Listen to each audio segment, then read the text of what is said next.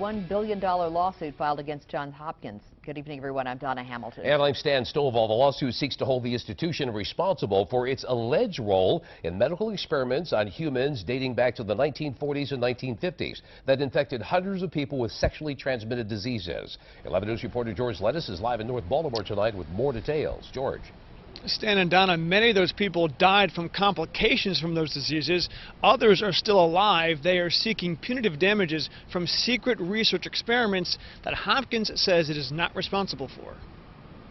The most deceitful, despicable experiments that could ever have been conducted on human beings. Paul Beckman is one of the attorneys representing 774 victims and their families who, in a $1 billion lawsuit filed today against Johns Hopkins Hospital and University, claim a group of Hopkins doctors were the masterminds behind secret U.S. government-funded medical experiments on humans back in the 1940s and 50s. As part of the studies meant to see if penicillin could cure sexually transmitted diseases, hundreds of children, psychiatric patients, and prison inmates in Guatemala were infected with syphilis and gonorrhea without their knowledge, and many were never treated. What they wanted to do was to continue their experiments outside of the United States where nobody would know about it.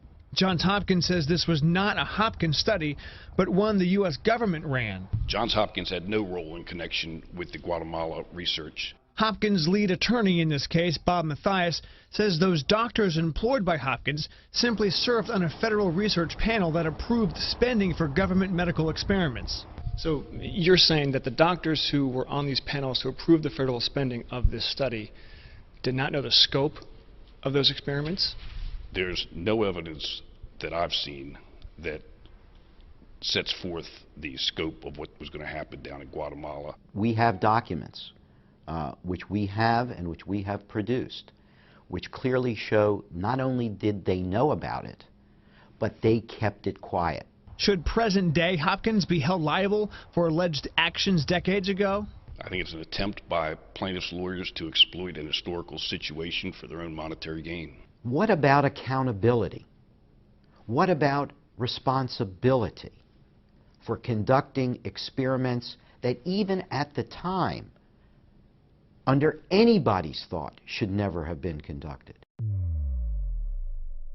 Holy crap. Oh, hell no!